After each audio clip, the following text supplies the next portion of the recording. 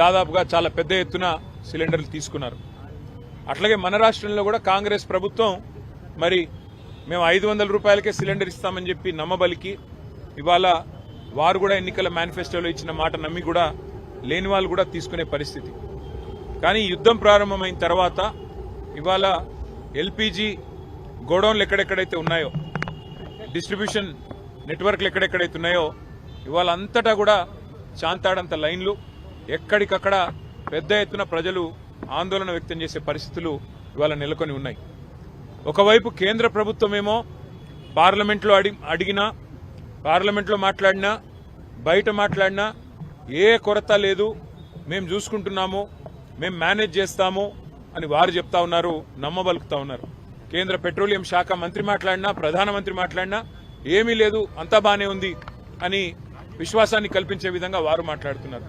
కానీ క్షేత్రస్థాయిలో పరిస్థితులు అట్లా లేవు.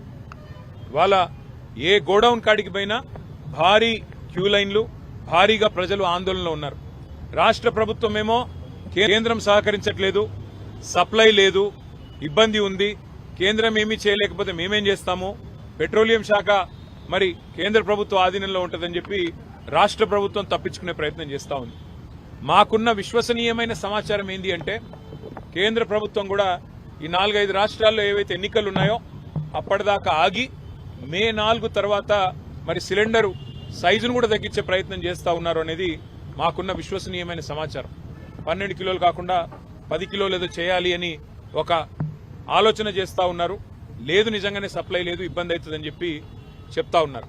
కానీ నిజానికి ప్రజలకు వాస్తవాలు తెలియనీయకుండా, ప్రజలకు వాస్తవాలు చెప్పకుండా మభ్యపెట్టి, ఇబ్బంది పెట్టి సామాన్య మధ్యతరగతి ప్రజలను రెండు ప్రభుత్వాలు కలిపి గోసబుచ్చుకుంటా ఉన్నాయి. అటు కేంద్రము, ఇటు రాష్ట్రము ఇద్దరు కూడా ఈ విషయంలో స్పష్టమైన సమాధానం చెప్పాలి, ప్రజల్లో విశ్వాసం నింపాలి, ప్రజల్లో ఒక భరోసా నింపి ఏ రకమైన ఇబ్బంది కాకుండా అవసరమైతే మరి వారికి ఉండే దౌత్య వ్యవహారాల శాఖ ద్వారా మరి అవసరమైతే ఇతర దేశాలతో మాట్లాడి, ఇరాన్లో ఇబ్బంది ఉంటే మరో చోట మాట్లాడి తెప్పించాలని మేము డిమాండ్ చేస్తా ఉన్నాం.